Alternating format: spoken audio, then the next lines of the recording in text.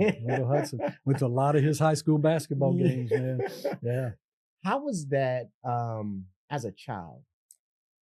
Because we all know it's maybe a little tight in regards of the reception of it. Yeah. But when you are pioneering, would you say work like this and decisions like this, unfortunately, there is the inheritance of how this impacts your family as well. So how was that as a young child? You know, because he didn't bring stuff home. He was dad at home, so you never really felt it. Now there was a couple, and I'll share a couple of those situations. But you got to understand, this was 1968, 69 in Alabama.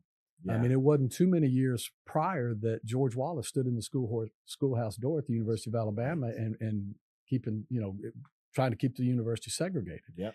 And so, so that was that in itself. And Coach Bryant was not opposed to having black athletes at Alabama, but he just never did. Yeah. Wendell Hudson is the one that deserves all the courage, because Wendell Hudson, I want you to think about this, Coop. Yeah. Imagine being the only person of color in an athletics dorm, because that's when they had athletic dorms. So you got all these football players, you got all these other basketball players, and you're the only person of color. The only people that look like you are the people that are serving you your food. Can you imagine that courage? I mean, my dad had an ESPN documentary done on Courage Matters. It wasn't his courage. It was easy. Hud could play. Yeah. He didn't care if it was black, white, green, yellow. That dude could play. Right. He wanted somebody to make him a good coach, but that dude, the courage that he had to go accept a scholarship at the University of Alabama when everybody was telling him, man, you don't want to go there. And yet his mother asked my dad one question: how are you going to treat my son? And he said, I'm not going to treat him any different than I treat everybody on this team. Right. So again, I think he was a pioneer in that regards, but it really wasn't him as much as it was Hud. Right. And that's a incredible story. And even thinking about some of the, I would say, policy he influenced. I believe after the first year of HUD playing, the away games, as you can imagine, weren't friendly. You don't want to go to Mississippi. Woo! And so, and we all know of, I guess they call it healthy banter that may occur.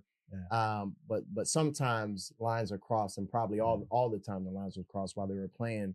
And if I remember correctly, he was actually able to change some of the policy on where the visitors sat. Is that? Yeah. No. So what happened was they played a game at it was either Ole Miss or Mississippi State, and the students were right behind the bench, and the what HUD had to endure was brutal. And in fact, he tells the story when they got back, they were driving back in the bus coming back from the game, and they got into the Alabama state line, and HUD went up and said, will you stop the bus? He stopped the bus, he got out and he kissed the ground, glad he was back in Alabama.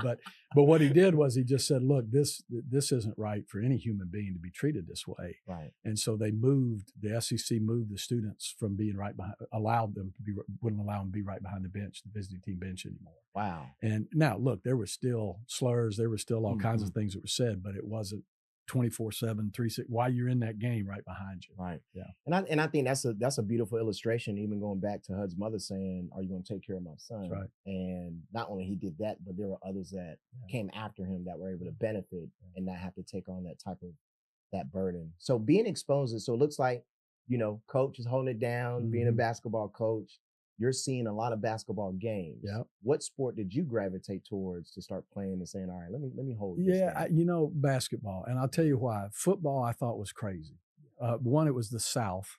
It was 110 degrees in the summer. Now look, back then you didn't take water breaks. The way they punished you is if coach is mad, you're just not drinking water. It's like, wait a minute, dude, 110 degrees. Today you'd have 1,000 lawsuits. Yeah. So I didn't mind being out in the heat, but I was like, basketball's an indoor sport. You ain't got to play in the rain. You ain't got to do all that kind of stuff. And I just loved it. I was really good at dribbling the basketball. I did all these ball handling drills and spinning drills, and I was really good at it. And I did a commercial for Converse Shoe Company. I was like 12 years old. Really? And so I started getting, and you know how it is, man, when your ego gets boosted up. So like at 12 years old, people tell me how good I am at doing all this stuff.